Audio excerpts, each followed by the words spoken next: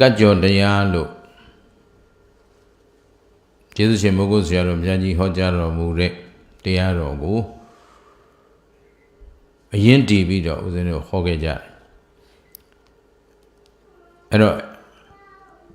ရိဘကပြောပြတာကဦးဇင်းတို့တော်ကောင်းတို့တန်တရားခီးသွားနေကြတဲ့ပုဂ္ဂိုလ်တွေနောက်မှာနော်အမြဲလိုက်နေတာပါရှိတယ်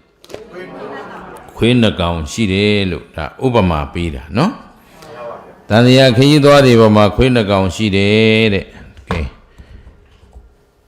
ခွေးပြူနဲ့ခွေးမဲနဲ့ဆိုကြပါစို့ဟုတ်လား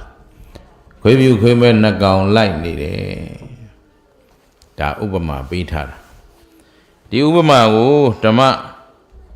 နိယာမအရာဦးဇင်းတို့မြင်အောင်ကြည့်ရတယ်ဦးဇင်းတို့တော်ကောင်းတို့တွေအားလုံးလိလာမသားသိရှိထားကြတဲ့အတိုင်းအတိတ်တန်တရားတစ်ခွင်လုံးမှာမသိခြင်းဆိုတဲ့မိုက်မဲခြင်းအဝိဇ္ဇာကိုအရင်တည်ပြီးတော့အဝိဇ္ဇာပစ္စယသင်္ခါရအဝိဇ္ဇာအကြောင်းခံပြီးသင်္ခါရလုပ်ခဲ့ပါတယ်လို့ဒီလိုမကြားဘူးကြဘူးလားကြားဘူးတယ်သိဘူးတယ်မှတ်ဘူးတယ်နာဘူးတယ်နော်ကိုယ်တိုင်သိတာတော့မဟုတ်ကြသေးဘူးအဲ့တော့တရားတော်တွေအရာအဝိဇ္ဇာပစ္စယသင်္ခါရမသိခြင်းအကြောင်းတရားအရင်တည်ပြီးတော့သင်္ခါရဆိုတဲ့သင်္ခါရဆိုတာကံနေပါပဲအတိတ်ကကံသင်္ခါရစေတနာတွေပြုခဲ့တယ်ဆိုတော့အဲ့ဒီစေတနာမှာလည်းဦးဇင်းတို့ဟောတိုင်းပြောပါတယ်ဒီပြုတဲ့သင်္ခါရမှာကုသိုလ်သင်္ခါရလည်းရှိတယ်အကုသိုလ်သင်္ခါရလည်းရှိတယ်ဒါဖြင့်အခုဦးဇင်းတို့တော်ကောင်းတို့အတိတ်ကလုပ်ခဲ့ကြတဲ့အထဲမှာကုသိုလ်ကံတွေလည်းရှိတယ်အကုသိုလ်ကံတွေလည်းရှိတယ်ဒါနှလုံးသွင်းရမှာမပြတ်နော်အဲ့တော့ကုသိုလ်နဲ့ကြည်လာခဲ့တဲ့သရဝါလည်းမရှိသလိုအကုသိုလ်တဲ့ကြည်လာတဲ့သရဝါလည်းမရှိဘူးဒါ30ပုံမှာကျင်လည်နေကြရင်တတ္တဝါတိုင်းဟာကုသိုလ်ရောအကုသိုလ်ရောနော်အကြောင်းတရားတွေရောရှက်နေတယ်လို့ဒါလေးနှလုံးသွင်းထားဘာလို့နှလုံးသွင်းထားရမလဲဆိုတော့အခုကုသိုလ်ကံကြောင့်တော်ကောင်းတို့လူဖြစ်ပြီသို့တော့အကုသိုလ်ကံအားလျော်စွာဒီခန္ဓာနဲ့ပတ်သက်ပြီးတော့ခန္ဓာကပါလာတဲ့ခန္ဓိကခန္ဓာအတွင်းမှာပါနေတဲ့ဒုက္ခတွေနော်တယောက်နဲ့တယောက်ယောဂဗျာခြင်းကျမ်းမာတန်ဆွမ်းပုံခြင်းတူသလားမတူရတာကံနေကွာနေလို့ပဲဟုတ်ကလားအဲ့တော့ကံနေကွာနေတဲ့အတွက်အတိတ်ကံကောင်းတဲ့လူနော်မျက်စိနာနာလျာကိုယ်စိတ်ဒီခန္ဓာကိုယ်ဓာရ6ပေါက်ချင်းကိုမတူဘူးနော်ကံအားချင်းမတူတော့မျက်စိမှုန်တဲ့လူနဲ့နော်နာထိုင်တဲ့လူနဲ့ဟုတ်ကလားနှာခေါင်းမကောင်းတဲ့လူနဲ့ဒီကနေအခြေခံကနေစပြီးတော့ယောဂဗျာသွေးတိုးရှိတဲ့လူစီးကြိုးရှိတဲ့လူနော်ယောဂဗျာတွေနဲ့တခါတည်းကန့်ညှိပြီးလာတဲ့လူတွေခြေမတန်လက်မတန်သူတွေဒီလိုမရှိဘူးလားရှိပါရဲ့အဲ့ဒါအကုသိုလ်တွေရောနေပြီဆိုတာမသေးချဘူးလားသိကြတဲ့ကိုယ်မှာခရွေမကောင်းဘူးသွားမကောင်းဘူးဘယ်နေရာလေးကြည့်လိုက်နော်ဆင်းရဲဒုက္ခသူတကာနဲ့မတူခံစားရပြီဆိုကြတဲ့ဒါအကုသိုလ်ခွေးတော့ကြိုက်နေပြီနော်အကုသိုလ်အကျိုးပေးနေပြီဒီလိုအဲ့တော့ဒါလေးကိုပြောရတာကသင်္ခါရပစ္စယဝိညာဏံလို့ဆိုတဲ့အတိုင်းအတိတ်ကံသင်္ခါရကုသိုလ်အကုသိုလ်အကြောင်းတရားတွေကိုအရင်တည်ပြီးတော့တို့တွေပရိသေတွေဝိညာဉ်နေကြကြတာအဲ့ဒီဝိညာဉ်ကမှဝိညာဏပစ္စယနာမရူပဆိုပြီးတော့အခုတို့ယုံနာခန္ဓာကြီးရနေတာပါလို့ဒီလိုနားလည်ထားကြအဲ့တော့ဒီယုတ်တရားနံတရားကြီးအပေါ်မှာအခုရထားတဲ့တော်ကောင်းတို့ခန္ဓာကြီးအပေါ်မှာနော်ဒီခန္ဓာကိုဆက်ခါနောက်ကနေပံ့ပိုးပြီးအကျိုးပေးနေတဲ့ဒီကုသိုလ်ကံရဲ့အကုသိုလ်ကံရဲ့တနည်းအားဖြင့်ကုသိုလ်အကြောင်းတရားရဲ့အကုသိုလ်အကြောင်းတရားရဲ့ဒီလိုလေးပြောအောင်နော်ဗါတယ်ကုသိုလ်အကြောင်းတရားရဲ့အကုသိုလ်အကြောင်းတရားရဲ့ဒါကိုကျေးဇူးရှင်မိုးကုတ်ဆရာတော်မြတ်မြင်သာအောင်ခွေးနှကောင်နဲ့ဥပမာပေးလိုက်တာနော်အဲ့တော့ခွေးလို့ပြောရတာလဲသူကအကြောင်းရှိတယ်ခွေးဆိုတာဘယ်ခွေးကြိုက်ကိုယ့်အတွက်ကောင်းကျိုးပေးတာတော့မရှိဘူးเนาะဟောခွေးကောင်းဆိုတော့ဟိုအမရာဖုဒ္ဒန်နဲ့အဲဇေရှင်းတို့တယ်လီယာတို့ကြိုက်လို့ဆိုပြီးတော့ခင်ဗျားတို့ခွေးပြန်ယောဂလွတ်ပါမလားမလွတ်ပါဘူးအနာဒုက္ခရောလွတ်ပါမလားမလွတ်ပါဘူးလမ်းဘေးကလေလွတ်နေတဲ့ခွေးဝဲစားကြိုက်လဲဒါပဲเนาะ အဲ့တော့ဈေးကြီးပေးရတဲ့ခွေးကြိုက်လဲဒါပဲဆိုတာသိစေခြင်းလို့ तू ကခွေးနဲ့ဥပမာပေးထားတာကိုနောက်ကတကယ်ခွေးကြီးလိုက်နေတာတော့မဟုတ်ဘူးပေါ့သို့တော့အကြောင်းတရားရကုသိုလ်အကြောင်းလဲရှိတယ်အကုသိုလ်အကြောင်းလဲရှိပါတယ်ဟုတ်ပြီအဲ့ဒီကံအကြောင်းတရားတွေဘယ်ကလာသလဲဘယ်လိုဖြစ်သလဲဆိုတာဦးဇင်းတို့ဝေဖန်ကြည့်ရအောင်မြတ်ကျေးဇူးရှင်မကုတ်ဆရာတော်ဘုရားကြီးကဒါကိုအရင်တီးပြီးပြောတယ်ဘာလို့ပြောလဲဆိုတော့မိမိတို့မှာဖြစ်ပေါ်နေတဲ့ပြဿနာတွေကိုဖြေရှင်းဖို့ဆိုရင်ပြဿနာအရင်အမြစ်ကို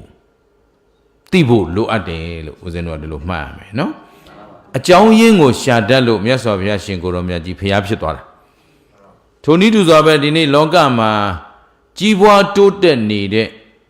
လူတယောက်ပဲဖြစ်ဖြစ်မိသားစုတစ်စုပဲဖြစ်ဖြစ်ရက်ွက်မြို့နယ်နိုင်ငံတနိုင်ငံပဲဖြစ်ဖြစ်နော်တိုးတက်ကြီးပွားနေပြီဆိုရင်အဲ့ဒီပုဂ္ဂိုလ်တွေဟာအကြောင်းရှာတတ်လို့သာမှတ်ထားဗါတယ်အကြောင်းရှာတတ်လို့ပါဗျာမှတ်ထားနော်အဲ့တော့ဆင်းရဲနေကြတဲ့နွမ်းပါနေကြတဲ့နှိမ့်ကြခြင်းကြတဲ့ပျက်စီးနေကြတဲ့ဆိုတဲ့တိုင်းပြည်တွေနိုင်ငံတွေလူမျိုးတွေကြည့်လိုက်သူတို့အားနည်းချက်ကအကြောင်းမရှာတတ်ဘူးဟုတ်ပြီနော်ဒါသိအရေးကြီးတယ်ဦးဇင်းတို့ကဘာကြီးနဲ့ဟောနိုင်ငံနေနဲ့ဟောမိသားစုတစ်စုချင်းဟောရက်ွက်တစ်ခုချင်းဟောအကုန်လုံးအရေးကြီးပါတယ်အဲ့တော့အကြောင်းရင်းမရှာတတ်ဘူးအဲ့တော့အခုသူတော်ကောင်းတို့ဦးဇင်းတို့မှာဒီကုသိုလ်အကုသိုလ်အကြောင်းတရားတွေကြောင့်ကုသိုလ်ကြောင့်လူဖြစ်တယ်နော်အခုချိန်ထိကိုဗစ်နဲ့မသေးကြသေးဘူးသို့တော့နောက်ကဒီကိုဗစ်ဆိုတဲ့အကုသိုလ်ခွေးကြီးရလဲခင်ဗျားတို့အားလုံးကိုချိန်ကြောက်ဟိတ်ဟောက်ပြီးတော့မနေဘူးလားဟိုနာဟောင်းတန်ကြားဒီနာဟောင်းတန်ကြားနဲ့လေဟုတ်ကလားအေးအဲ့တော့ဦးဇင်းတို့သူတို့ကောင်းတွေစိုးရင်ထိတ်လန့်ကြောက်ရွံ့ပြီးမနေရဘူးလားအားလုံးစိုးတထိထိတ်နဲ့နေရတာအဲ့ဒါလေးကိုဥပမာပေးခြင်းလို့အရင်တစ်ပတ်ကနတ်သားကြီးတယောက်ဘယ်သူတော့သူ့ပြမဘယ်သူလဲသူ့ပြမနတ်သားနော်ကုသိုလ်ခွေးကြိုက်တော့တခါတဲ့ဒီကြိုက်လို့ကြိုက်မှမသိဘူးလို့ပါလေအပျော်ကြီးပျော်ပြီးတော့နတ်သမီးတစ်ထောင်နဲ့စံစားနေတာနော်ပျော်ပါနေတာအဲ့တော့သူ့မှာနောက်မှာဘေးဆိုးရန်ဆိုးအန္တရာယ်ဆိုးတွေရှိနေပါလားလို့ तू သိသလား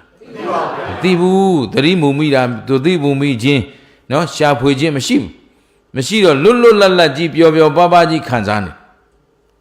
ဟောပြုံးဆိုကံကောင်းတာ तू မပါသွားသေးတာပေါ့အခုတို့လဲကံကောင်းတာနော်တို့မပါသေးတော့អော်တဲ့လူကလည်းអော်နိုင်သေးတယ်ခင်ဗျားတို့နာတဲ့လူကလည်းနာနိုင်သေးတယ်သို့တော့သူ့ပြမကလည်းသေချာစစ်ကြည့်တော့ तू လည်းမလွတ်ဘူးတဲ့မှန်ပါဗျာနော်ခင်ဗျားတို့ကျွတ်တော့ရောအန်ရရောတဲ့နေနေတာဗျကိုဗစ်နဲ့မသေးတခြားယောဂနဲ့သေမှာပဲမပူနဲ့နော်သေမျိုးတွေအခုမသေးသေးနောင်သေမှာပဲနော်အဲ့တော့သူ့ပြမှာကြတော့နတ်မျက်စိဆိုတော့ကြည်တတ်တယ်ကြည်တာဘယ်နှစ်ရက်ကြံလဲတကယ်ဆိုသူပျော်ကြီးနေလို့ရသေးတယ်နော်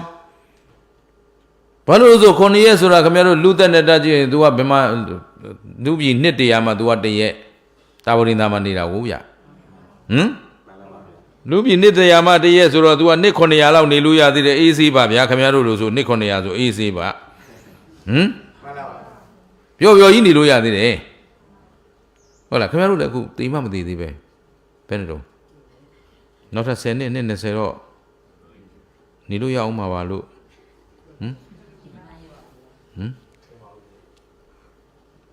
တို့ယောဂီတွေတွေ့ရဲလားတွေ့ရဲပါဘူးတွေ့ရဲဘူးဆိုတာအဲ့ဒါခင်ဗျားတို့ကပညာရှိအတန်နော်တုတ္တဝအရိယာသာဝကောအရိယာသူတော်ကောင်းတွေရဲ့တရားတော်တွေကိုကြားနာဘူးထားလို့ခင်ဗျားတို့မှာတတိရှိနေတာနော်ခိုးသတိမရှိတဲ့လူတွေကပျော်ကောင်းတော့မော်ကောင်းတော့ခုပျော်လန်းရှာနေတော့ဒီမှာဘေးသင့်နေတာတော့ကိုဗစ်ပြီးရင်ငါတို့ဘယ်သွားမှာနော်ကိုဗစ်ပြီးရင်ငါတို့ဘာတွေလုပ်အောင်ဟေ့ဟော तू ကတေချင်းစိုးတေမှာ तू မမြင်ဘူးအခုမပြီးခင်ကိုရပါတယ်ဘာမှဖြစ်ပါဘူးငါတို့သွားအောင်လူရောမရှိဘူးလားရှိပါဘူးစဉ်းစားနော်သတိပညာမရှိတဲ့လူသတိပညာရှိတဲ့လူအခုသူတော်ကောင်းတို့ကဒီအချိန်မှာဘာလုပ်မလဲဆိုတာစဉ်းစားတဲ့အချိန်ကိုရောက်နေပြီဒီနေ့သူ့ပြမဝတ္ထုကအကြောင်းမဲ့ထုတ်လာတာမဟုတ်ဘူးနော် သူ့မြမသူတိပြီးရှေ့မှာဖြုံနဲ့ပျက်စီးသွားဆိုအခုတို့လဲကြားနေရတာပဲတကယ်ချင်းအပေါင်းအသင်းတွေပါသွားတယ်လူပါသွားပြီဆွေမျိုးတဲ့လူဆွေမျိုးညာတကာတွေပါတဲ့လူတွေပါသွားပြီအဲ့တော့ဟိုရက်ဒီရက်သေးနေတဲ့သတင်းတွေခင်ဗျားတို့တဖြုံကြားနေရတာနော်ဒီနေ့ဘယ်နှယောက်တဲ့သေတာဘယ်နှယောက်တဲ့ကဘာကြီးမှာဘယ်နှယောက်ရှိသွားပြီတဲ့ဆိုတော့နေ့စဉ်နဲ့မြဒါကဘာကြီးကရွာလိုဖြစ်နေတော့သိနေရတဲ့ကာလကြီးအဲ့တော့ဒီကာလကြီးဆိုရင်ဒါအားလုံးကသတိတန်ဝေကနဲ့တို့အလည်းမရောက်ခင်ဘာလုပ်မလဲဆိုတာရှေးရင်တောင်ရေးစဉ်းစားတယ်မစဉ်းစားတဲ့စဉ်းစားတယ်ပါဗျာအေးအရေးကြီးတဲ့ကိစ္စနဲ့အရေးမကြီးတဲ့ကိစ္စအဓိကကိစ္စနဲ့တာမန်ညကိစ္စတော့ပြင်ခွဲသင့်ပြီလို့ဦးဇင်းဒါလေးနော်သတိပေးခြင်းလို့ဒီတရားဟောတာအဲ့တော့ဦးဇင်းတို့တော်ကောင်းတို့တွေကျေးဇူးရှင်ဘုဂုတ်ဆရာတော်ဘုရားကြီးလည်းပြောတယ်နော်ကုသိုလ်ခွေးလေးကြိုက်နေတော့ခင်ဗျားတို့ကပြုံနဲ့နော်အကုသိုလ်ခွေးခဲတဲ့အချိန်ကြမှာတခါတည်းကဲပါယူပါတစားစားអော်နေလို့အချိန်မီပါဦးမလားမမီတော့ပါဘူးဗျာမရနိုင်ပါဘူးကွာတယ်မင်းတို့လည်းအဲ့တော့ရှေ့ထားတဲ့ကိစ္စကိုအရင်ရှေ့ထားပါတယ်အခုသူ့ပြမှာပြောမယ်ဆိုရင်9ရက်သူနေနိုင်ပါသေးတယ်ဒါပေမဲ့ तू သွားမဲ့လမ်းကြီးကလည်းသိနေပြီဆိုတော့ तू လက်ရှိဘဝရော तू ပြောနိုင်သေးလားမပြောနိုင်တော့အဲ့ဒါနဲ့ तू အာကိုရှာရင်ကဲတူတူပြောကြပါစို့ဗျာနေ့အကြောင်းအကုန်အရင်တစ်ပတ်ကအကြောင်းအကုန်ပြန်ပြောနေအရင်တစ်ပတ်လိုပဲဖြစ်နေလေအဲ့တော့အခုမြတ်စွာဘုရားစီရောက်သွားတယ်နော်အရှင်ဘုရားဒီဆင်းရဲခြင်းအတွက်အခုဆင်းရဲခြင်းအတွက်လဲစိုးထိတ်နေရတယ်ကြောက်လန့်နေရတယ်နော်အခု तू သေရတော့မှာဘာလားဆိုမကြောက်ဘူးလားကြောက်ပါတယ်ကြောက်တယ်တဲ့ဆိုတော့အခုတို့အောင်တို့ဦးဇင်းတို့တွေဒါပဲကိုယ်မှာယောဂတစ်ခုခုကန့်ညိလာပြီဟာကင်ဆာတဲ့ဘာဖြစ်တာတဲ့ညာဖြစ်တာတဲ့ဆိုတာနဲ့စိုးရိမ်နေထိတ်လန့်နေမလားဘူးလားအခုကိုဗစ်ပြချက်ဖြစ်ကြတဲ့လူတွေဆိုတော့ကိုဗစ်ဟာ तू က positive တယ်ဆိုတာနဲ့အမလီဘယ်လောက်ပြလောင်ခတ်သွားမယ်ဆိုတာခင်ဗျားတို့စဉ်းစားတာကြည့်တော့ကျတို့ကကြားနေတဲ့သတင်းတွေရနော်ဆက်လာတဲ့ဖုန်းတွေရနားထောင်ကြည့်လိုက်ရင်သိနေပြီ positive တဲ့ကဲပါအောင်ဘယ်လိုလုပ်ကြမလို့နော်အဲ့ဒီချိန်ကျမှကဲပါယူပါអော်နေလို့အချိန်မမီဘူးသဘောပါရဲ့လားအေးအဲ့တော့အခုဆင်းရဲအတွက်လဲစိုးထိတ်နေရတယ်ကြောက်လန့်နေရတယ်တဲ့နောင်ဆင်းရဲဆိုတော့သူ့ပြမာသိတယ်ဗျသူ့နတ်သမီး900ပြုတ်သွားတဲ့ငါနတ်သမီး900ဘယ်ရောက်သွားတာကဲခမည်းတော်ကျုပ်တို့ဟာငါသိရင်အပယ်4ပါးတော့မသွားပါဘူးကွာလို့ရဲကြီးအာမဒုမမသိဘူးနော်တသက်လုံးဖျားတကာကြီးကြောင်းတကာကြီးပဲဆိုပြီးအထင်ကြီးမနေနဲ့တဲ့သေတယ်ဦးသွားတာတပုံကြီးတဲ့ဒါမြတ်စွာဘုရားရှင်ကိုရောမြတ်ကြီးကိုရောတိုင်းပြောထားတာတသက်လုံးသူကိုယ်တော်တွေလှုပ်ထားတာပဲဆိုပြီးတော့သူ့သွားတော့နတ်ပြည်ရောက်မှာပဲလို့ပြောခွင့်မရှိတဲ့ပြောလို့မရတဲ့ကိုလည်းခင်ဗျားတို့အထင်မကြီးလိုက်ပါနဲ့ငါအမြဲတမ်းဘုရားနဲ့တရားနဲ့နေတာပဲဆိုတာတရားနဲ့တော့နေတာပေါ့တရားနိုင်ရင်ရောက်နေတဲ့စိတ်ကဘယ်မှာတော့တရားနှလုံးသွင်းရင်မျက်စိမိတ်ထားလို့အာယုံပြုတ်နေတာကဘယ်မှာတော့တေချာချာကိုမညာရန်စဉ်းစားသဘောပါတယ်နော်ပါပါတယ်ဗျာအဲ့တော့အပယ်4ပါးဆိုတာသက်ကာယဒိဋ္ဌိမှမပြုတ်သေးရင်နော်မသူတော်အယူမှားတဲ့ဘေးကြီးပေါ့လေတို့မှာဘေးနှစ်ဘေးရှိတယ်မသူတော်တရားဘေးနဲ့အယူမှားတဲ့ဘေးနော်ကြောက်စရာအကောင်းဆုံးဘေးအခုခင်ဗျားတို့ကိုဘေးဆိုတာကာယောဂဘေးဒုဗိကန္တရာကသတ္တန္တရာကကြိုက်တဲ့ကကြိုက်တဲ့ဘေးရန်သူမျိုး5ပါးဘယ်ဘေးမှဒီဘေးနှစ်ခုလောက်ကြောက်စရာကောင်းတာမရှိဘူးနော်အဲ့ဒီဘေးတွေအကုန်လုံးလာတာမသူတော်တရားအယူမှားအခုဒီမှာကဘာမှာမဖြစ်တဲ့ဘေးကြီးဖြစ်နေတာမသူတော်တရားတွေလွှမ်းမိုးနေလို့ဟိုပိတ်ဒီပိတ်လေကျောကအာယုံပြုတ်ကြည့်တယ်ငါတို့သစ္စာတေ4ပါးတရားလိုက်ဟောဟိုနာကပိတ်လိုက်ဒီနာကပိတ်လိုက်ဟိုနာကပိတ်လို့မဟောရပြန်လာခဲ့ဒီနာကပိတ်လို့မဟောရပြန်လာခဲ့တို့တော့မဆမ်းဘူးအခုတကဘာလုံးတော့ပိတ်သွားပြီအကြောင်းတရားတွေသစ္စာ4ပါးတရားရဲ့တတ္တိကိုသူတို့နားမလဲတော့ဘယ်ပုဂ္ဂိုလ်ကဘယ်လိုပြောမှလဲဟောမှလဲသူတို့မသိဘူးပိတ်လိုက်ရတာကိုဂုံယူနေတယ်အဲ့တော့အဲ့ဒီပုဂ္ဂိုလ်တွေနဲ့အခုကဘာကြီးဖြစ်လာတဲ့ကတ်နဲ့အတန်ဓမ္မတော်ပါ မတူတော်တရားတွေကြီးစိုးလာတဲ့အခါတရားနဲ့တရားကြီးနိုင်ငယ်ညင်းနိုင်ရစားဟမ်လွှမ်းမိုးလာကြတော့လွှမ်းမိုးခြင်းချုပ်ချယ်ခြင်းပိတ်ပင်ခြင်းတိတ်တားဆီးခြင်းနှောက်ယှက်ခြင်းတွေကဟောအဲ့ဒီအကြောင်းတရားအဲ့ဒီအကျိုးတရားတိုင်းပြန်လာတာပဲတကဘာလုံးအကြောင်းတရားနဲ့အကျိုးတရားမြင်နေတဲ့ဦးဇင်းတို့ကတော့ဩအကြောင်းတရားတွေကြောက်စရာကောင်းလိုက်တာစလုတ်ကြဲကရင်ဦးဇင်းတို့သတိပေးပြီးအထူးသတိပေးခဲ့တယ်ပြောကြားခဲ့တယ်ရှောက်လွှဲခဲ့တယ်ဒါပေမဲ့မာနတွေနဲ့လက်မခံကြဘူးအဲ့တော့အခုတဖြည်းဖြည်းနဲ့အကျိုးတရားတွေကတက်ရောက်လာပြီတက်ရောက်လာကြတော့အားလုံးတို့တွေသစ္စာ၄ပါးတရားနဲ့သိနေတဲ့ပုံကိုယ်တွေအကုန်လုံးဟာဆင်ခြင်ပြီးတော့ဒီမသူတော်တရားရဲ့ယံကအခုဘေးဆိုးရန်ဆိုးအန္တရာယ်ဆိုးတွေအကုန်လုံးကိုဖိတ်ခေါ်ထားတာအဲ့ဒါမသူတော်ဒီမသူတော်တရားရှင်းလားရှင်းပါပါဗျာအသံဓမ္မတော်ဝါကခင်ဗျားတို့ကျေးဇူးရှင်ဘုဂုဆရာတော်ဘုရားကြီးကတော့ဘာနဲ့ပြောလဲတန်လိုက်တတ်နဲ့တူတယ်တဲ့နော်တန်ရိုင်းတုံးတွေတန်လိုက်တုံးကြီးနဲ့များရှောက်သွားလိုက်ရင်ဆိုတန်တွေအကုန်လာကပ်မကပ်ဘူးလားကပ်ပါဘူးအေးအဲ့ဒီတိုင်းပဲတဲ့မကောင်းတဲ့ဘေးဒဏ်တွေရန်တွေအန္တရာယ်တွေကအဲ့ဒီအသံဓမ္မတော်ဝါလားအသံဒိဋ္ဌိတော်ပါအယူမားတဲ့ဘေးအပြစ်ရှိတဲ့အလုပ်ကိုအပြစ်ရှိမှမသိဘူးကြောက်เสียကောင်းတဲ့ဘေးကိုကြောက်เสียကောင်းမှမသိဘူးအယူမားတဲ့ဘေးငါလောက်တာအဟုတ်ငါပြောတာအမှန်ကိုအဟုတ်ထင်ပြီးလမ်းကြောင်းအလွဲကြီးတွေကိုစုပ်ကင်ထားကြတဲ့လူတွေမရှိဘူးလားရှိပါဘူးအခုလည်းခင်ဗျားတို့တွေဒီအယူမားတဲ့ဘေးသာမလွတ်ကြသေးရင်ဒီအပယ်လေးပုံဆိုတာလုံးလုံးစိတ်ချလို့မရဘူးအခုခင်ဗျားတို့ယင်ထဲမှာရှိနေတဲ့ဒီအပယ်ရဲ့ရေသောက်မြတ်သက်္ကာယဒိဋ္ဌိကိုအခုအချိန်ရှိကြိုက်ကလေးလုံးလာဆိုင်ပြီးလင်းလင်းမြတ်မြတ်မပယ်နိုင်ဘူးဆိုရင်ဟိုကိုဘိတ်ကတတ်နိုင်ရင်တဘဝပဲကိုဘိတ်ကြောင့်သိရင်တဘဝပဲဒီမိစ္ဆာဒိဋ္ဌိကြောင့်ခင်ဗျားတို့တတန်တရားလုံးနှိမ့်မွန်းလာခဲ့တာရှင်းရလားရှင်းပါပြီအဲ့တော့တစ်သက်လုံးကောင်းမှုလုပ်ထားတာပဲဆိုပြီးစိတ်ချလို့မရတာလဲဒီဒိဋ္ဌိပဲဟာဒီလူကတော့တစ်သက်လုံးအာဟုသူတွေလုပ်နေတာပဲကွာဒီကောင်ကတော့ကြရဲသွားမှာပဲလို့မပြောနဲ့တဲ့သူသုတိမနေသေကနေ့ကျရင်သူ့အကြောင်းကံကဟိုကအတိတ်ကပြုထားမှုတဲ့ကုသိုလ်တရားတစ်ခုကလာပြီးတော့ကဲတင်သွားတာမျိုးတော့၎င်းအင်္ဂုလိမာလာတို့တမ္ပဓာတိပခိုးရူကြီးတို့တက်သေးတွေတပုံကြီးရှိတယ်မြတ်စွာဘုရားလက်ထက်ကတစ်သက်လုံးမကောင်းတာတွေလုပ်သွားပြီးသေကနေ့ကျမှတရားလေးတစ်ပုဒ်နာပြီးတော့နော်သေကနေ့ကျမှမြတ်စွာဘုရားယူပါယုံလေးဖူးလိုက်ရတာနဲ့ဆိုတော့တစ်ချက်ကလေးသတိရလိုက်တာနဲ့ဘာဆို तू ကနတ်ပြည်တက်သွားတယ်ဟိုဘုရားတကာကြီးကဟိုတဲဟိုရောက်ဒီတော့မသေးကြတဲ့လမ်းလျှောက်မလားသေကြတဲ့လမ်းလျှောက်သေကြတဲ့လမ်းလျှောက်ပါအဲ့ဒါလေးဦးဇင်းကပြောချင်တာအဲ့တော့ဒီမှာကြည့်သူ့ပြမနတ်သားကအရှင်ဘုရားတဲ့အခုလဲစိုးထိတ်နေရတယ်အခုဆင်းရဲအတွက်လဲစိုးထိတ်နေရတယ်နောင်လာမဲ့ဆင်းရဲအတွက်လဲစိုးထိတ်နေရတယ်စိုးထိတ်ခြင်းလန့်ကြောက်ခြင်းနဲ့အတူနေရတယ်တဲ့အဲ့ဒီစိုးရိမ်ထိတ်လန့်ကြောက်လန့်ခြင်းလွတ်တဲ့တရားများမရှိဘူးလားတဲ့ဒီလိုမေးတာနော်အဲ့မြတ်စွာဘုရားကနေညတရဘောဇသမတ္တနေညတိန္ဒိယသံဝရဆိုထားပါတော့ဒါပါဠိတော်မြတ်စွာဘုရားပြန်ဖြေလိုက်တာနော်ဘုဇင်တရားပွားများခြင်းကလွဲပြီးတော့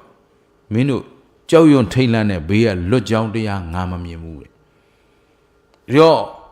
တက်ရိုက်သူပါဠိတော်တွေကိုတက်ရိုက်ဘာသာပြန်ရင်ဦးဇင်းတို့တော်ကောင်းတို့တွေ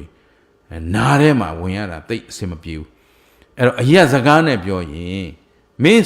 အခုစိုးရိမ်ထိတ်လန့်နေရတယ်နောင်စိုးရိမ်ထိတ်လန့်ရခြင်းအခုဆင်းရဲနောင်ဆင်းရဲကလွတ်ချင်ရင်ဘုဇင်ပွားမြတ်စွာဘုရားဘုဇင်တရားကလွဲပြီးကဲတင်နိုင်တဲ့တရားမရှိဘူးဒါတစ်ချက်ဘုဇင်တရားတဲ့ချိုးချံခြင်းတရားတဲ့ဗါတယ်ချိုးချံခြင်းတရားသူကမြတ်စွာဘုရားပြောတယ်နော်ဘုဇင်တရားပွားများခြင်းဆိုတော့နော်တတိတံဘုဇင်ဓမ္မဝိဇ္ဇာတံဘုဇင်ဒါဟိုတလောကလည်းဟောထားခဲ့ပြီအခုလည်းခဏနေနည်းနည်းလေးတိုးပြီးတော့ဟောပေးမယ်အဲ့တော့ဘုဇင်တရားဆိုတော့ခုခင်ဗျားတို့အမြဲပွားရမယ်တတိထားဝရိယဆိုင်ပညာနဲ့ကြည်ဒါပဲရိုးလေးပြောရင်တတိဝရိယပညာနဲ့နေခြင်းကလွဲပြီးတော့ဒီစိုးရိမ်ထိတ်လန့်ခြင်းဆင်းရဲကနေလွတ်မြောက်ရလမ်းမရှိဘူးအဲ့တော့တထိတ်ထိတ်တလန့်လန့်နေရခြင်းကနေလွတ်ချင်ရင်တတိထားဝရိယဆိုင်ပညာနဲ့ကြည်မြတ်စွာဘုရားတက်ရိုက်ပြောတယ်အဲ့ဒီတရားကလွဲပြီးကယ်နိုင်တဲ့အရာမရှိဘူးဆိုတော့ အခုဦးဇင်းတို့တော်ကောင်းတို့တွေလည်းဒါပဲအခုဒီတန်တရားမှာကျင်လည်နေရတာလဲဒီတရားတွေကြောင့်ပဲအခုတန်တရားလဲကြောင်းတရားလှုပ်ထားလို့တန်တရားဘာဖြစ်တယ်လဲနေတာတရားကြောင့်ပဲလူဖြစ်လာတာဘာကြောင့်လဲတရားကြောင့်ပဲဟုတ်ကဲ့လားအခုဘေးဆိုးရန်ဆိုးအန္တရာယ်ဆိုးတွေနဲ့ကြုံနေရပါလဲတရားကြောင့်ပဲအဲ့ဒီမှာသူတော်တရားနဲ့မသူတော်တရားနှစ်မျိုးပဲကွဲသွားတယ်ဟုတ်ကဲ့လားအဲ့တော့မသူတော်တရားကြောင့်ထိတ်လန့်နေရရင်ထိတ်လန့်ခြင်းလွတ်ချင်ရင်ဘာလို့သူတော်တရားပွားများအဖြစ်ရတာပဲနောက်ချိုးချံနဲ့နောက်ပါတဲ့ချိုးချံအခုဒါဒီခေတ်နဲ့တိတ်ကြိုက်တာပေါ့ဘာလို့ဆိုတော့အားလုံးဟာအသွာလာနေထိုင်ရစဆင်ခြင်နေရတော့အတုံးဆွဲနော်ကစပြီးတော့မှကိုဖြစ်ချင်တာတွေကိုလှုပ်ချင်တာတွေအကုန်လုံးကိုချိုးချိုးချံချံနေဖို့လိုတယ်သဘောပါရဲ့လားအဲ့ဒါကိုယ့်အတွက်ကိုပဲလေနောက်အိန္ဒြေစောင့်စည်းခြင်းနဲ့နင်ညတိန်တရိယတံဝရဆိုတာအိန္ဒြေမစောင့်စည်းဘဲနဲ့ဒီတန်တရားဆင်းရဲကလွတ်မြောက်ခြင်းဆိုတာမရှိဘူးဆိုအိန္ဒြေဆိုတာခင်ဗျားတို့ကိုစက္ခုအိန္ဒြေတောတအိန္ဒြေဂါနအိန္ဒြေဇိဝအိန္ဒြေကာယအိန္ဒြေမနိန္ဒြေဒါပြောတာအိန္ဒြေ6ပါးမျက်လုံးကြောင့်လည်းလောဘဒေါသမောဟမဖြစ်စေနဲ့နားကြောင့်လည်းလောဘဒေါသမောဟမဖြစ်စေနဲ့တဏမာနဒိဋ္ဌိတွေမပေါ်စေနဲ့ဒါပြောတာနေညတိန်တရိယတံဝရဆိုတာဒီအိန္ဒြေစောင့်စည်းခြင်းမရှိဘဲနဲ့ဒီတန်တရာကလွတ်မြောက်ခြင်းမရှိနိုင်ဘူးတဲ့ဒီဆင်းရဲကမလွတ်နိုင်ဘူးတဲ့အချက်3ချက်ပြောတယ်နော်ဒါလို့ရမယ့်အချက်မလို့ပြည့်စွာဘုရားပြောလိုက်တဲ့တက္ကထာမှာတော့4ပုဒ်ရှိတာပေါ့သူကဘုဇင်တရားပွားများခြင်းချိုးချံခြင်းအိန္ဒြေစောင့်စည်းခြင်းနဲ့တွေ့တာကန့်ညှိခြင်းကင်းရာနိဗ္ဗာန်မှလွဲပြီးချမ်းသာဆိုတာမရှိဘူးတဲ့မြတ်စွာဘုရားဒီတိုင်း4ပိုင်းပြောတယ်အဲ့တော့နိဗ္ဗာန်ဆိုတာတော့တို့ကမေခင်တရားပွားများမှရောက်မှာအိန္ဒြေစောင့်စည်းမှရောက်မှာချိုးချံတဲ့အကျင့်ကျင့်မှရောက်မှာရှင်းရလားအဲ့တော့တို့လုပ်ရမယ့်လုပ်ငန်းစဉ်ပဲနဲ့ခုပြောလိုက်တယ်3ခုပြောလိုက်တယ်ဟုတ်ပြီနော်အဲ့ဒီ3ခုထဲမှာဒီ3ခုလုံးအကျုံးဝင်သွားတဲ့အခုအလုတ်ခင်ဗျားတို့အမြဲတမ်းကျေးဇူးရှင်မုဂုဆရာတော်ဘုရားကြီးလှုပ်ခိုင်းတဲ့ဝိပဿနာအလုတ်ဘာလုတ်လဲဝိပဿနာအလုတ်ပါအဲ့ဒီဝိပဿနာအလုတ်ကိုကျေးဇူးရှင်မုဂုဆရာတော်ဘုရားကြီးကကတ်ကြော်တရားလို့ပြောလိုက်တယ်ဘာတရားလဲကတ်ကြော်တရားဘာကြောင့်လဲအခုလာတော့မယ်အခုတို့အောင်တို့ကုသိုလ်ကံနေအကုသိုလ်ကံနေစောစောကဥစဉ်တရားတည်ထားတဲ့အထဲမှာဘယ်ကလာသလဲလို့ဥစဉ်ဒီလိုလေးစမပြောခဲ့ဘူးလားပြောရကနေဒီဘက်ကိုရောက်သွားတာနော်အဲ့တော့ကုသိုလ်အကုသိုလ်လာပုံလေးကအခုခမရတို့ကျွတ်တို့စိတ်စေတနာတစ်ခုဖြစ်တိုင်းမှာစိတ်တစ်ခုဖြစ်စဉ်တိုင်းမှာဇော9ကြိမ်ပါတယ်တဲ့ဘယ်နှကြိမ်ပါတယ်9ကြိမ်ပါစိတ်ဖြစ်စဉ်ကတော့တခါသူကအာယုံတစ်ခုနဲ့တွေ့လိုက်ပြီဆိုလို့ရှိရင်ပထမပင်ကိုနေတာဘဝင်စိတ်ဆိုတာဟိုးပရိသေတွေနေကြရလာခဲ့တဲ့စိတ်နော်ဒီလိုလေးမှတ်ထားအဲအတူချုံပေါ့အဘိဓမ္မာအတူချုံသင်ရရင်အဲ့တော့ပရိသေတွေနေတဲ့စိတ်ဟာဘဝင်စိတ်ပဲအဲ့ဘဝင်စိတ်နဲ့ပဲနောက်ဆုံးသုတိစိတ်ကြမယ်တစ်သက်လုံးခင်ဗျားတို့တခြားသောထူးခြားတဲ့အာယုံပေါ်မှာစိတ်မကပ်ညှိနိုင်ရင်ဒီစိတ်ကလေးဟာဇီဝင်ချုပ်မသွားအောင်စိတ်ဇီဝိတကလေးစိတ်အသက်ကလေးပျောက်မသွားအောင်ဒီဘဝဒီခန္ဓာနဲ့ဒီပုဂ္ဂိုလ်ဒီတရားတွေကိုမိတ်ပျောက်မသွားအောင်နော်ဒီဘဝင်စိတ်ထဲမှာပဲနေရတယ်အဲ့ဒီဘဝင်စိတ်ထဲမှာနေရကနေပြီးတော့ထူးခြားတဲ့အာယုံတစ်ခုခုလာပြီဆိုရင်ဘဝင်ကဆလနာဆိုတာဘဝင်ကလေးလှုပ်သွားတယ်ဆိုတော့ဘဝင်ကလေးကသူငြိမ်းနေရကနေလှုပ်သွားဆိုတော့သူနိုးထတော့မှာအဲ့တော့ဘဝင်ကုပစ္စေတဆိုတာဘဝင်စိတ်ပြတ်သွားတယ်ပြတ်သွားပြီးမှတန်တိရဏတန်ပတိဆိုင်ဝုထောဇောဘာညာဆိုတာဒါကတန်တိရဏဆိုတာအာယုံကိုစုံစမ်းတယ်နော်အာယုံကိုယူတယ်အာယုံကိုလက်ခံတယ်အာယုံကိုခံစားတယ်တကယ်ဒါပဲအဲ့တော့ခံစားတဲ့ဇော9ကြိမ်ဇောဘယ်နှကြိမ်လို့9ကြိမ်ရှိပါတယ်တဲ့အဲ့ဒီဇော9ကြိမ်ကလေးမှာပထမဇောကဘုဇင်းတို့တော်ကောင်းတို့ရဲ့ဒိဋ္ဌဓမ္မဝေဒနိယကံဆိုတဲ့အလုပ်ကိုလုပ်ပါတယ်တဲ့ဟောပထမဇောကပါတယ်ဒိဋ္ဌဓမ္မဝေဒနိယကံဒိဋ္ဌဓမ္မဝေဒနိယကံဆိုတာအဲ့ဒီစိတ်ကလေးဖြစ်ပြီးဖြစ်တဲ့အချိန်ကနေစပြီးတော့9ရက်9လ9နှစ်အတွင်းအကျိုးပေးနိုင်တယ်ဟောနော်ဒီစိတ်ကလေးတစ်စိတ်ဖြစ်လိုက်တဲ့အချိန်ကနေစပြီးတော့အဲ့ဒီဖြစ်လိုက်တဲ့အချိန်ကနေ9ရက်အတွင်း9လအတွင်း9နှစ်အတွင်း အဲ့ဒါကိုဒိဋ္ဌဓမ္မဝေဒနိယကံဟုတ်ကဲ့လားဒါမို့လို့ဟိုလက်တွေ့ဆိုရင်ဘုရားဟောဓမ္မခန္ဓာတွေကနေပြန်ကြည့်လိုက်လို့ရှိရင်ရှင်ပုံနာတို့လင်မယားနော်ပုံနာတို့လေသရင်ကပုံနာတို့လင်မယားနော်လေထွန်သွားရအနေရှင်သာရိပုတ္တရာကိုတော်မြတ်ကြီးဆွန့်လူလိုက်တာအနေတခါတည်းထေခဲတွေကနေမှရွှေခဲဖြစ်သွားတယ်ဆိုတော့လက်ငင်းအကျိုးပေးတဲ့ကံနေနော်ကြားဘူးမှာပေါ့အေးအဲ့ဒါတွေကဘာတွေလဲလို့ဆိုတော့ဒါဒိဋ္ဌဓမ္မဝေဒနိယကံပထမဇောကအမတန်အားကောင်းသွားတယ်ဘာသောအမတန်အားကောင်းသွားတော့လက်ငင်းအကျိုးပေးသွားတယ်ဟုတ်ပါလားအဲ့တော့ကုသိုလ်ကံမှာလည်းလက်ငင်းအကျိုးပေးတာရှိသလိုအကုသိုလ်မှာလည်းလက်ငင်းအကျိုးပေးတာစိန်သမာနတို့ကြဖျားပြင်มาပြီးတော့ကြောင်းထဲထွက်တာနဲ့မြေမြုပ်သွားရောဓာတုဇောပဲမြတ်စွာဘုရားပို့လိုက်တာမဟုတ်ဘူးနော်မြတ်စွာဘုရားစိန်သမာနငယ်ဒဲအိုးသွားလို့ပြောလားမပြောဘူးသွားစေလို့အမိန်ပေးလားမပေးသလိုပေးလို့ရောရသလားမရပါဘူးဗျာအေးဒါပဲကို့မှာအပေရောက်မဲ့အာကုသိုလ်ကံမရှိရင်ဘယ်လိုလူမျိုးကမှအပေရောက်စေလို့အမိန်လာပေးလို့မရဘူးနတ်ပြည်ရောက်နိုင်တဲ့အကြောင်းတရားမရှိဘဲနဲ့နတ်ပြည်သွားစေလို့သဘောပါလားပါပါတယ်ဗျာအခုခင်ဗျားတို့ကျတို့အားလုံးကတရားဆောင်ရသွားနေရတယ်ဘာဆောင်လားတရားဆောင်ရသွားနေရတယ်ဟုတ်ပြီအဲ့ဒီတရားတွေဘယ်ကဖြစ်လာသလဲဆိုခင်ဗျားတို့စိတ်ကလေးတွေကဖြစ်တာတဲ့ဟုတ်ပြီလားမှန်ပါပါဗျာအဲ့ဒီစိတ်ကနေပထမဇောပြီးရင်ဂျားထဲမှာအလေဇော5ချက်ရှိဗါတဲ့ရှုပ်နေလိမ့်မယ်ဒီထဲမှာအလေဇော5ချက်ပြီးရင်နောက်ဆုံးမှာတတ္တမဇောဗါတဲ့တတ္တမဇောဆိုတာဇော9ကြိမ်ပထမဇောရဲ့နောက်ဆုံးဇောရဲ့နော်ထူးကြတာကပထမဇောကဒိဋ္ဌဓမ္မဝေဒနိယကံဒီဘဝအတွင်းမှာပဲ9ရက်9လ9နှစ်အတွင်းဆိုတော့9နှစ်ဆိုရင်သူ့ရဲ့ပါဝါကုန်သွားပြီကုန်သွားရင် तू ကအဟောတိကံဖြစ်သွားတယ်အဲ့ဒီဂျားထဲမှာ तू အကျိုးပေးခွင့်မတာဘူးဆိုရင် तू ကပျောက်ဆုံးသွားတယ်နောက်ထပ် तू ကသူ့စွမ်းအင်နောက်ထပ်မမျောနဲ့တော့မလာတော့ဟုတ်ပြီနော်တတ္တမဇောနောက်ဆုံးဇောကဒီဘဝစုတေမနေသေးပြီးတော့ဒုတိယဘဝမှာအကျိုးပေးမယ်ဟောအဲ့ဒါကြတော့နမူနာပြခြင်းနန္ဒီယတကြွယ်ကြီးတို့လူပြည်ကျောင်းဆောင်နတ်ပြည်ပုံပေါက်ဆိုတာအခုခံစားရတာလားမဟုတ်ဘူးဒီဘဝသေမရောက်မှာအဲ့ဒါကြောင့်ဟိုကနတ်သမီးတွေကစောက်နေတယ်ရှင်မာမောက္ကလန်ကြီးပြောတယ်ရှင်မာမောက္ကလန်ကြီးကဆွမ်းခံသွားအဲ့ဒီလမ်းမှာမနေရမရှိဘူးဘိမှန်ဒီနေ့ကျတော့ရှိနေတော့ဟဲ့ဒီနတ်သမီးတွေဒီဘိမှန်တွေဘယ်ရောက်လာကြတာတုံးဆိုဟာရှင်မာမောက္ကလန်လာတော့အကုန်ပြေးလွှတ်ထွက်လာကြတယ်နတ်သမီးတွေထွက်လာပြီးဆွမ်းလောင်းကြပေါ့စကားသမီးပြောကြဒီတော့ဘယ်သူတွေတော့ဒီဘိမှန်ဆိုမဟုတ်ဘိမှန်ရှင်မလာသေးဘူးတဲ့ဘိမှန်ရှင်ကမနေ့ကကြောင်းရည်သက်ချတဲ့တကာကြီးတဲ့နော်ရှင်ပြပြန်ရအောင်ပြောစမ်းပါဒီမှာစောင့်နေတယ်ပြင်းလာပြီမြင်လားခုမှသေခဲ့တော့လို့ပြောတာပဲအမေနောက်မှဒီတဲ့စီးစိမ်ကြီးချမ်းသာကြီးရှိရင်ခင်ဗျားတို့သေရလားမသေရဘူးလားသေရတာပေါ့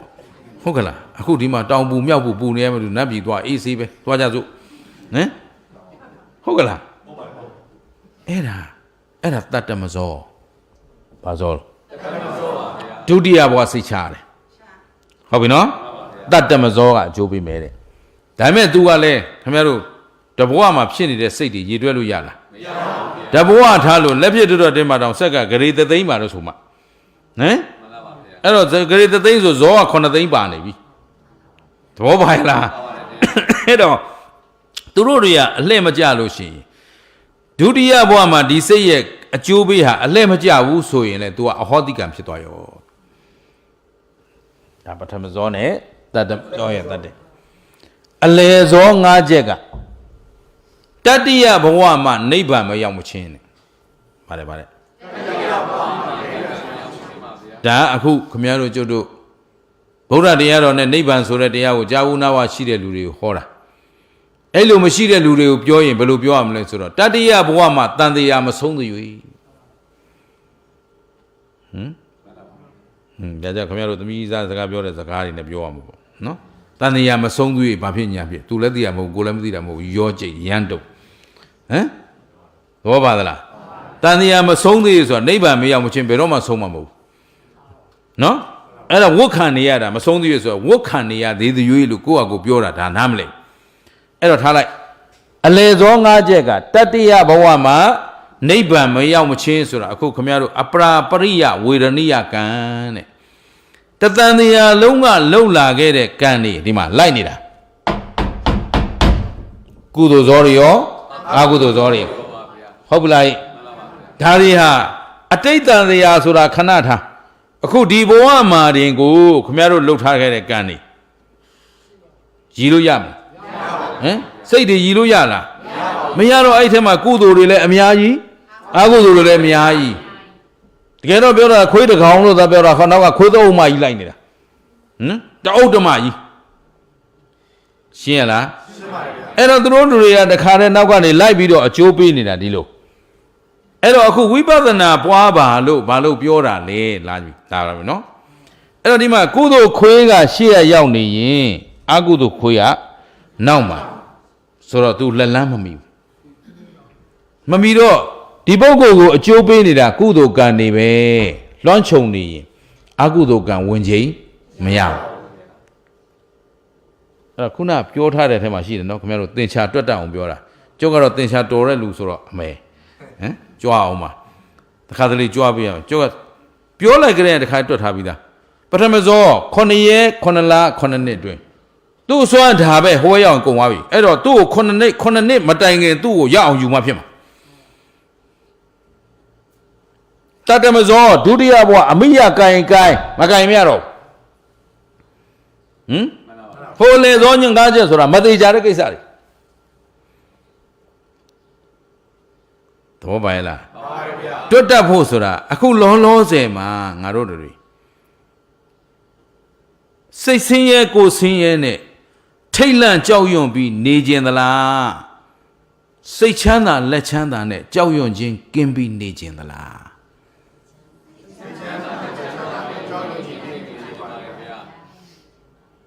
ဒါဖြင့်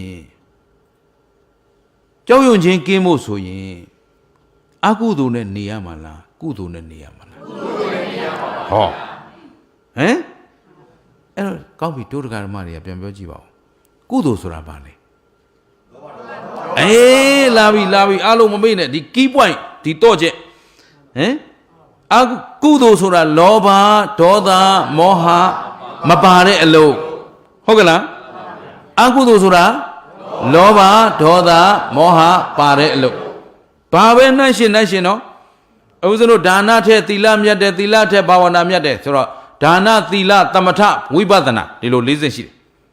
ဒါနကုသိုလ်ထက်သီလကုသိုလ်ကမြတ်တယ်သီလကုသိုလ်ထက်သမထကုသိုလ်ကမြတ်တယ်သမထကုသိုလ်ထက်ဝိပဿနာကုသိုလ်ကမြတ်ဘာကြောင့်လဲဘာကွာဝါလာလဲဆိုတော့အဖြစ်အရှင်းလေးပဲဒါနလုံနေတာထက်သီလစောင့်တည်နေတာကလောဘဒေါသမောဟပူနေတယ်ဟမ်သီလစောင့်တည်နေတာထက်သမထဘာဝနာပွားများနေတာကလောဘဒေါသမောဟပူနေတယ်အဲ့ဒီသမထဘာဝနာထက်ဝိပဿနာဘာဝနာကြတော့ဟောတကယ်ဝိပဿနာဉာဏ်အစစ်တာခမည်းတော်ကိန်းနေရင်လောဘကင်းနေတယ်ဒေါသကင်းနေတယ်မောဟကင်းနေတယ်ဘာကြောင့်လဲစဉ်းစားကြည့်ခုခင်ဗျားတို့ဝိပဿနာဆိုတာကိုယုံနံနှစ်ပါးခန္ဓာ၅ပါးရဲ့မမြဲခြင်းဆင်းရဲခြင်းအစိုးမရခြင်းကိုရှုရတာအဲ့ဒါဝိပဿနာခေါ်တယ်အဲ့တော့ယုတ်မမြဲဘူးလို့ဝိပဿနာဉာဏ်လေးနဲ့ကြည့်တော့ယုတ်ဆိုတာဘယ်သဘောရှိတော့သာဓုဗျာသာဓုဒုက္ခမတွေအခုကိုဖြေနိုင်တဲ့ကိုယ့်ရဲ့အသိဉာဏ်ပညာကိုရှော့မတွက်လိုက်နဲ့လို့ဦးဇင်းကဒီလိုပြောခြင်းအဲ့ဒီဖြေနိုင်တဲ့အသိဟာခမည်းတော်ရဲ့ထာဝရငြိမ်းအေးချောင်းအထိပေးနိုင်တဲ့ပညာဒီအသိသာခမည်းတော်ကိုယ်ပိုင်ပညာဖြစ်ရင်ပြစ္ဆုတ်ပံဆင်းရဲကိုလည်းကြောက်ရွံ့နေစရာမလိုသလိုနောင်တန်တရားဆင်းရဲအတွက်လည်းကြောက်စရာမလိုတော့စိုးရိမ်ထိတ်လန့်စရာမလိုတော့တထိတ်တလန့်နေစရာမလိုတော့ဒီတော့အခုဝိပဿနာဉာဏ်ကလေးမှကြတော့ရုပ်ဆိုတာဖောက်ပြန်နေအဲ့ဒီမောဖောက်ပြန်တယ်လို့ပြောတာယောက်ျားရုပ်လားမိန်းမရုပ်လား လူယုတ်လားနတ်ယုတ်လားဘာတော့ယုတ်တရားဆိုတာဓမ္မနိယာမကိုပြောတာဟမ်နိယာမလေးတစ်ခုဟာပုဂ္ဂိုလ်တ attva မပါဘူးသူငါမဟုတ်ဘူးဖောက်ပြန်တတ်တဲ့သဘောမို့လို့ဖောက်ပြန်တတ်တဲ့နိယာမသဘောတက်ပဲအဲ့ဒါယောက်ျားဖောက်ပြန်တာလည်းမဟုတ်ဘူးမိန်းမဖောက်ပြန်တာလည်းမဟုတ်ဘူးဘယ်သူဖောက်ပြန်တာဖောက်ပြန်တတ်တဲ့တရားလေးကဖောက်ပြန်နေတယ်ဒါဖြင့်အဲ့ဒီတရားလေးကဖောက်ပြန်တဲ့သဘောပဲလို့တတိပဋ္ဌာန်တရားလေးနဲ့တခါတည်းဆင်ခြင်ပြီးတော့ဒီဖောက်ပြန်မှုလေးဟာဖောက်ပြန်တယ်ဆိုကြတဲ့ကရင်မြဲခြင်းတရားလားမမြဲခြင်းတရားလားအော်ဒီဖောက်ပြန်မှုလေးမမြဲပါလားလို့ကြည်နေတဲ့ထဲမှာလောဘပါလားဒေါသဒါဖြင့်ငါဖောက်ပြန်တာလား तू ဖောက်ပြန်တာဖောက်ပြန်တဲ့သဘောတရားလေးကဖောက်ပြန်တာဆိုတော့ငါ तू မပါတဲ့အတွက်ချစ်ချင်းမုန်းချင်းလဲမရှိဘူးဒါဖြင့်တဏမာနဒိဋ္ဌိရောမရှိတော့ဒီဝိပဿနာဉာဏ်ကလေးထဲမှာအမတန်ထက်မြက်တဲ့လောဘကင်းခြင်းဒေါသကင်းခြင်းမောဟကင်းခြင်းဆိုတဲ့အမြတ်ဆုံးကုသိုလ်ဟုတ်ပလားဒါအဘိဓမ္မာမတက်လဲဘာမှမဖြစ်ဘူးခင်ဗျားတို့ခက်စဉ်းစားစရာမလိုအောင်ခင်ဗျားတို့ကိုတွက်ပေးထားတာသူကဥပိ္ပခာသဟကတံဥပိ္ပခာနော်ဒီပေါ်မှာတုံလုံးချင်းမရှိဘူးကန့်ညှိခြင်းမရှိဘူးဟောကန့်ညှိခြင်းကင်းရနိဗ္ဗာန်ဆိုတာအဲ့ဒါရုပ်ဟာဖောက်ပြန်တဲ့သဘောပဲလို့ဉာဏ်နဲ့ကြည့်နေရင်သူ့အတွက်တုံလို့เสียထိတ်လန့်เสียစိုးရိမ်မှုထိတ်လန့်မှုတုံလို့မှုလာเสียအကြောင်းမရှိတော့သူကတခါတည်းကိုဥပိ္ပခာသဟကရံဥပိ္ပခာနဲ့ဆိုတော့ရုပ်မှန်ရင်ဖောက်ပြန်နေတာရုပ်တရားမှန်သမျှဖောက်ပြန်နေတာငါရုပ်မို့လို့ဖောက်ပြန်နေတာမဟုတ်ဘူးသူ့ရုပ်မို့လို့ဖောက်ပြန်နေတာမဟုတ်ဘူးယောက်ျားမို့လို့မဟုတ်ဘူးမိန်းမမို့လို့မဟုတ်ဘူးရုပ်ဆိုတာဖောက်ပြန်တဲ့သဘောနော်ဝေဒနာဆိုတာခံစားတဲ့သဘောခံစားမှုသဘောလေးဖြစ်ပြီးတော့ပြက်နေတာအဲ့တော့ဖြစ်တတ်တဲ့သဘောနဲ့ပြက်တတ်တဲ့သဘောကလွဲပြီးလောကမှာဘာမှမရှိဘူးလို့ဉာဏ်နဲ့တခါတည်းစိုက်ပြီးကြည့်နေရင်အဲ့ဒီကြည့်နေတဲ့စိတ်ကလေးဟာဥပိ္ပခာသဟကတံဒိဋ္ဌိကတဝိပယုတ်တံဒိဋ္ဌိကင်းနေတယ်တဏမာနဒိဋ္ဌိကင်းနေတယ်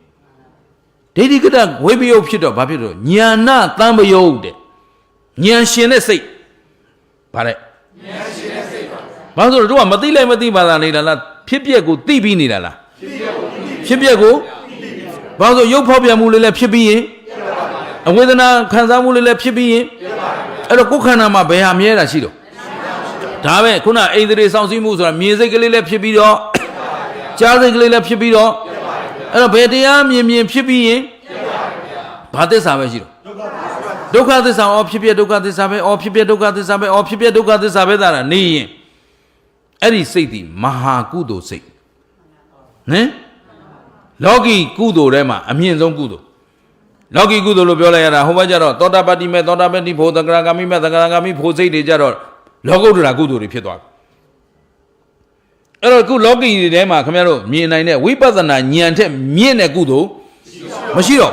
ဒါပြင်အဲ့ဒီကုသိုလ်ဇောလေးပွားနေရင်ခင်ဗျားတို့9ရက်ဒီပထမဇောကကာဘာလုပ်ပေးထားမယ်ဟင်တနေ့တစ်ချိန်ရှုတယ်ဆိုရင်ကို9ရက်စာကာသွားမှာဟင်သဘောပါရဲ့လားအဲ့တော့ဘယ်ကတ်တွေဘယ်လိုဆိုးတယ်ပြောဒီဝိပဿနာဉာဏ်ကြီးနဲ့ကုသိုလ်ကသာလွှမ်းခြုံထားရင်ခင်ဗျားတို့ဒီကတ်ဆိုးတွေကနေကြောနိုင်မကြောနိုင်ဘုထမစောကတ်ကြောတရားလို့ပြောဟင်မလုံးရှောင်လို့ကတ်သေးပါသွားဝိပဿနာဉာဏ်နဲ့သိချလိုက်မယ်ကွာဟင်ဒုတိယဘဝဟောပူတရားလို့သလားရှင်းလားရှင်းပါတယ်ခင်ဗျာအဲ့တော့ခုခမည်းတော်ကိုအကောင်းဆုံးကာဘာလုပ်ပေးနိုင်တာဒါနလည်းမဟုတ်ဘူးသီလလည်းမဟုတ်ဘူးဟင်ဝိပဿနာဉာဏ်ထက်ကောင်းတဲ့အရာမရှိဘူးဒီချိန်မှာဟိုဟာတွေမလူရလို့မတန်ရလို့ဘာမှမပူနဲ့မစိုးရိမ်နေနဲ့ဟင်သဘောပါရဲ့လားအခုကိုအိမ်ထဲမှာစီးပွားရေးမလုပ်ရလို့မြန်ပူပန်နေစရာအကြောင်းမရှိဘူးအကောင်းဆုံးအလုပ်တွေရှိတယ်ဟင်ဒီအလုပ်သာနေ့စဉ်ပွားများတစ်နေ့တစ်ချိန်ရနှစ်ချိန်ရဒါသာရှုနေဝိပဿနာဉာဏ်ရအောင်ရှုပရိစိတ်သလိုပဲသွားအနိစ္စပဲဒုက္ခပဲယွတ်နေ ဒုက္ခသစ္စာတက်တက်ပဲအကြောင်းတရားအကျိုးတရားပဲတရားနဲ့ပတ်သက်တာကိုကြပြဲကချော်တာမလုပ်နဲ့တချို့ကပြောင်းစိပြက်စီထဲမှာဒါပါလာတယ်ဥစဉ်အဲ့ဒါမကြိုက်ဘူးဆိုတာဥစဉ်ကခမည်းတော်တို့အန်ဒီရဲ့ကြီးလို့ပြောတာကျုပ်မကြိုက်ဘူးဆိုတာကျုပ်အတွက်မဟုတ်ဘူးဥစဉ်ကကိုယ့်အတွက်ကိုယ်ဆိုကိုယ်ဝိပဿနာကိုရှုနေမှာပေါ့ခင်ဗျားတို့ဒီလိုမဖြစ်စေချင်ဘူးဒီလိုဖြစ်စေချင်တယ်ဒီလိုလုပ်ပါဒီလိုဟိုလိုလုပ်ပါဆိုခင်ဗျားတို့အတွက်ပြောနေတာဒါပေမဲ့မလုပ်လို့စိုးရိမ်နေတာမငြိမ်ပါဘူးတတ်ပြီးတတ်တာပဲမလေးဥဒုကစိုးရိမ်နေလိမ့်မယ်ဘယ်သူတော့မစိုးရိမ်ဘူးတတ်ပြီးတတ်တာပဲကိုတိဆောက်ကြမှာကိုလုပ်ကိုလုပ်ကြမှာကိုခီးကိုသွားမှာရှင်းလားရှင်းပါပြီပူနေလို့ထူးသလားထူးပါဗျာကိုကသူ့အတွက်ပူလို့လည်းမထူးသလိုသူကကိုအတွက်ပူလို့လည်းမထူးကျင်းတယ်နော်ဒါပြင်အခုခင်ဗျားတို့ဒီဝိပဿနာပထမဇောပြောရတာတခုသတိထားဖို့ဦးဇင်ပြောပါဦးဟောဒီဇော9ကြိမ်ထဲမှာပထမဇောဆိုတဲ့စိတ်ဟာအနည်းဆုံးစိတ်တယ်အာကိုလို့ပြောရမယ်သေချာအောင်ပြောအောင်နော်ဘာလို့ဆိုတော့ခုခင်ဗျားတို့ကလေးဘွားလိုပဲစာစတင်တော့ဝါလုံးလေးရေးဆိုတော့ဝါလုံးလေး9လုံးရေးမယ်ဘယ်အလုံးကခမည်းတော်အတွက်ပို့ပြီးတော့ဟိုယုံကြည်စိတ်ချလက်ချဝိုင်းနိုင်တယ်လေ9လုံးမြောက်ကြမှာသိကြမှာပထမတစ်လုံးကမရေမရမသိမချဒါမို့ဆီယာမကလက်ကအုပ်ကင်ပြီးတော့မှရေးပေးမှတောင်မှတချို့ဝါလုံးကဝိုင်းသွားတာရှိသေးတယ်နှုတ်မဆက်ဘူးဒီတိုင်းပဲပထမဇောကစဖြစ်ခါစားဇောဖြစ်တဲ့အတွက်အနည်းဆုံးအကောင်းဆုံးကတတ္တမဇောဆိုတတ္တမဇောဆိုတာဒုတိယဘဝမှာလာမှာသူ့သွားအာကုန်နေလို့မရဘူးအဲ့တော့အခုငါတို့ကအာကုန်လောက်တဲ့ပထမဇောကိုကျိန်ဖန်များစွာပွားများပြီးတော့စုဆောင်းယူမှသဘောပါရဲ့လားဒါကြောင့်ကျေးဇူးရှင်မိုးကုဆရာတော်မြတ်ရဝိပဿနာပထမဇောများပွားကြဆိုတော့ဇောဆိုတာပထမဇောတစ်ခုတည်းရွေးပွားလို့ရတဲ့အမျိုးမှမဟုတ်တာဇောစိတ်ဆိုတာကတစ်ကြိမ်ကြ9ကြိမ်9စိတ်ဆိုတာအခုပြောလို့သာခွဲပြောနေတကယ်တော့ဖြတ်ဆိုပြီးသွားပြီမရှိတော့သဘောပါရဲ့လားအဲ့တော့မှသူတို့ကောင်းတော့ဝိပဿနာကုသိုလ်လေးများပွားနေအဲ့ဒီမှာပထမဇောထက်တဲ့အချိန်ပါလာလိမ့်မယ်ပါလာရင်အဲ့ဒီပထမဇောထက်မြက်မှုလေးစုစည်းမိပြီဆိုတာနဲ့ဒိဋ္ဌဓမ္မချက်ချင်းလာလိမ့်မယ်ဘယ်လောက်ထိလာနိုင်လို့ဆိုတော့တထိုင်နဲ့ဝုတ်ကလည်းကျွတ်နိုင်တယ်ဟောဘယ်တဲ့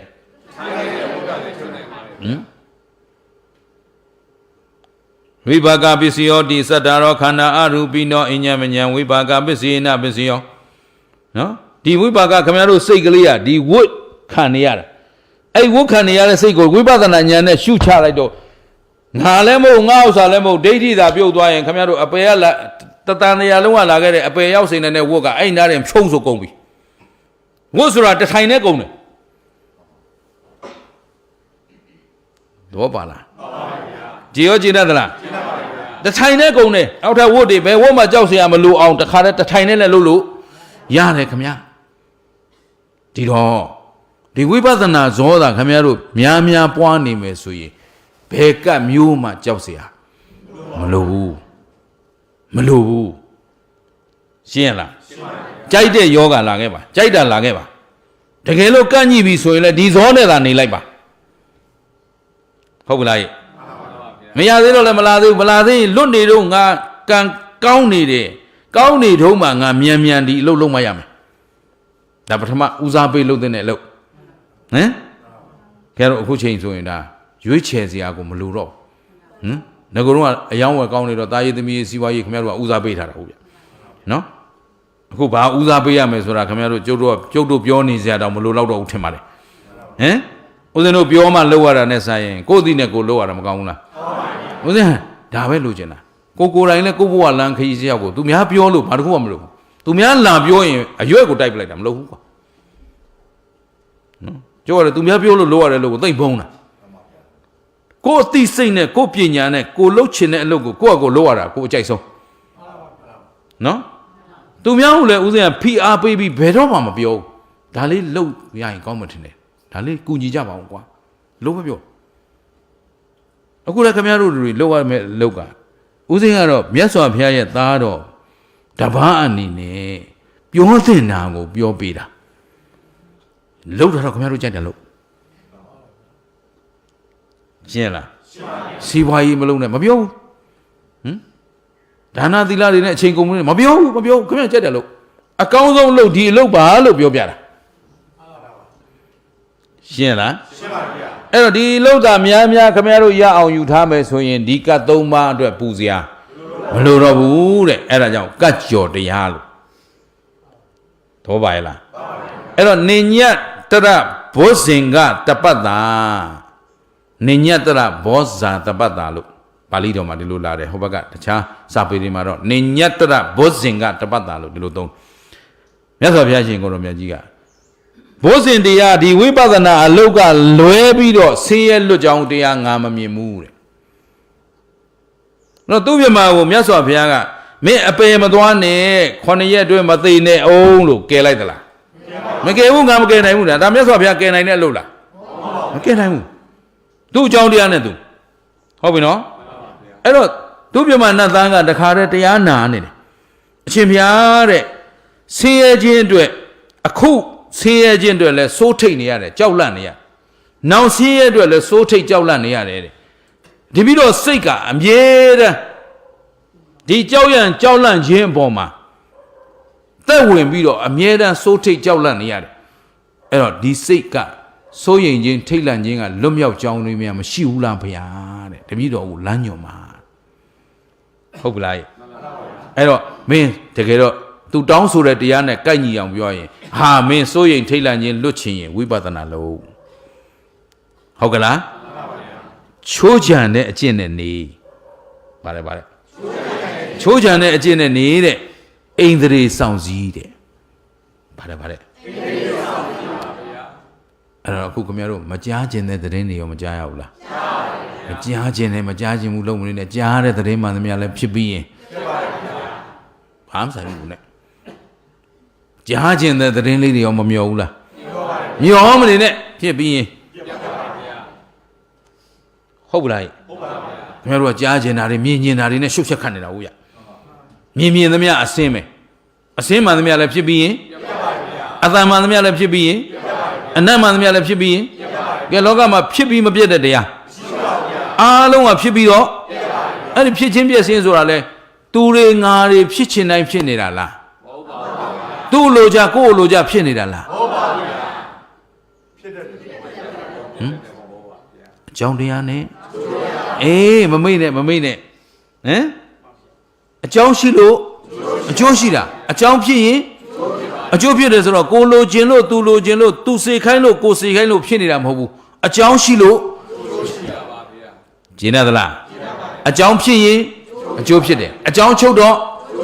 ပြောတော့ဒီတရားတွေကမြဲသောတရားတွေလားမမြဲသောတရားတွေလားအားလုံးကဖြစ်ပြီးတော့ပြည့်နေတာပဲဆိုပြီးတော့ညံနဲ့သာကြည်နေရင်နော်ဟိုအလေဇော၅ချက်တွေဘာတွေမျောမှန်းမနေနဲ့တော့ဒီပထမဇောတန်နဲ့သာငါတို့ပွားပြီးတော့ဒီဘဝမှာပဲဒီမဲ့ညာဖုန်ညာအရာယူလိုက်မယ်ဆိုမကောင်းဘူးလားအခုခင်ဗျားတို့ကျိုးတို့တော့ကြောက်เสียအကောင်းဆုံးဘေးဟာမတူတော်တရားဘေးဆိုတော့သူများတွေမဟုတ်တာတွေမမှန်တာတွေလုံနေတာတွေလိုက်အာယုံပြုတ်ပြီးလက်ညှိုးထိုးပြီးတော့အပြစ်ပြောမနေနဲ့ကိုယ်ရင်ထဲမှာလောဘဒေါသမောဟဖြစ်နေပြီတဏမာနဒိဋ္ဌိဖြစ်နေပြီဆိုကိုယ်မှာမတူတော်တရားကိန်းနေပြီရှင်းမလားဒီလိုဟောမှရတော့မှခုခင်ဗျားတို့ကျိုးတို့ကလည်းတော်ရှာရှည်တယ်အမလေးဘယ်သူကဘယ်ဟာလောက်တာဘယ်နိုင်ငံကဘာဖြစ်နေတာဘယ်သူကဘာလောက်တာဘယ်သူတွေကဘာဖြစ်နေတာဆိုတော့အဲ့ဒီလူတွေပေါ်မှာကျေနပ်ခြင်းမကျေနပ်ခြင်းပတ်ဝန်းကျင်ကြည့်ပြီးတော့မှဒေါသတွေဖြစ်နေပြီဆိုရင်ကိုယ်မှာဘာဖြစ်နေမတူတော်တရားကိန်းနေပြီငါအဲ့ဒါမျိုးကိုမကြိုက်တာဆိုတော့အာသံဒိဋ္ဌိတော်ပါငါဆိုတာလည်းမရှိငါဥစ္စာဆိုတာလည်းမရှိပဲနဲ့ခင်ဗျားတို့ကတငါတဲ့ငါနေအယူမားတဲ့ဘေးမတူတော်တရားဘေးဒီဘေးထက်ကြောက်စရာကောင်းတာရှိဘူးခုတလောကလုံးမှားနေကြတာဒီဘေးနှစ်ဘေးသိနေတာခင်ဗျားတို့ကကိုဗစ်လာမှကတ်ဆိုင်တယ်ထင်နေတာတကယ်တော့မတူတော်ဘေးသိနေတာကြာပေါ့သူတော်ကောင်းတရားမှမသိမတူတော်ကောင်းတရားမှမသိအပြစ်မရှိတဲ့အလုပ်ကိုအပြစ်ရှိတယ်ထင်လို့ထင်အပြစ်ရှိတဲ့အလုပ်ကိုအပြစ်မရှိပါဘူးလို့မတူတော်တရားအဲ့ဒီထဲမှာငါအမြင်ငါအယူဆငါအသိတာအမှန်ဆိုတဲ့အယူမာဟုတ်ပလားဟမ် မသူတော်တရားရဲ့အယူမှားရဲ့ကြောက်စရာအကောင်းဆုံးဒါအဲ့တော့ကိုယ်တဏ္ဍာမှာဒီတရားတွေများကိန်းနေသလားလို့အမြဲတမ်းသတိပညာနဲ့ထိန်းချောင်းပြီးတော့မသူတော်တရားမောင်းထုတ်နိုင်အောင်အယူမှားဘေးကလွတ်မြောက်အောင်ရှုပ်ပါလေဘာညာနဲ့နေဟောသဘောပါလားဟိုကခမရတို့အကြောင်းတရားတွေမြင်အောင်ထင်အောင်ဦးဇင်းကရှင်းပြနေရတယ်ဝိပဿနာဉာဏ်သာနေရင်မသူတော်တရားလည်းပြေးပြီအယူမှားလည်းလာစရာအကြောင်းအဲ့တော့တကယ်ရှိတရားယုတ်တရားနဲ့နန္တရားယုတ်နန္တပါးစီမြဲသောတရားလားမမြဲသောတရားလားအဲ့ဒါဓမ္မနော်အဲ့ဒီဓမ္မဥသာခမရတို့မြင်အောင်ကြည့်နေဟိုအာဓမ္မပြေးမလားမပြေးဘူးလားပြေးမှာအဲ့တော့ဓမ္မလွှမ်းခြုံနေရင်အာဓမ္မမလာနိုင်ဘူးဟုတ်ပလားအဲ့ဒီမှာဦးဇင်းတို့ကအဘိဓမ္မာတရားလေးတွေသင်တော့လေဦးဇင်းအများကြီးသင်စရာမလိုဘူးဗျနည်းနည်းတစ်ကြောင်းတစ်ကြောင်းသင်ကျုပ်ကတက်ပြီဘလို့တက်တုံးဆိုတော့ဒီစာကလေးပဲတက်လိုက်ကြည့်လိုက်တာဥပိ္ပခကတကတသဟကတဒိဋ္ဌိကတသံပယုတ်တာဒိဋ္ဌိကတသံပယုတ်ဆိုတော့ဒိဋ္ဌိရှင်လာပြီဆိုရင်တဲ့ညာနာဝိပယုတ်ဖြစ်သွားညာမရှိတော့ဘူးတော်ပြီနောက်ထပ်မင်းဟာငါသင်နေစရာမလိုတော့ပြီးသွားငါလောက်ရမယ်လုပ်ပြီးသွားဒိဋ္ဌိမရှင်ရင်ဉာဏ်ရှင်တယ်ဒိဋ္ဌိရှင်ရင်ဉာဏ်မရှင်ဘူးโอเคနောက်ကလှည့်ကြည့်လိုက်လောဘရှင်ရင်ဉာဏ်မရှင်ဘူးဘယ်အလောဘတွေရောက်သွားရိုးလေခင်ဗျားတို့မတွတ်တတ်ဘူးလို့ပြောတာအဲကြောင့်နော်တော့သင်္ချာကျုပ်တယောက်တည်းဂုံလူပါလောဘရှင်ရင်ဉာဏ်မရှင်ဘူးလောဘမရှင်မှဉာဏ်ရှင်မှအဲ့တော့ကိုကဉာဏ်သာရှင်နေရင်လောဘလည်းရှိတော့ဒေါသမောဟမာမာနဒိဋ္ဌိပြီးပြီလေဉာဏ်နဲ့နေအများကြီးသင်စရာမလိုဘူးဆိုတာအဲ့ဒါပဲကီးပွိုင်တွေ့ရင်တော်ပြီပေါ့ဒါပြီးပြီလှုပ်လိုက်ဒီလမ်းလျှောက်လိုက်တော့သဘောပါရဲ့လား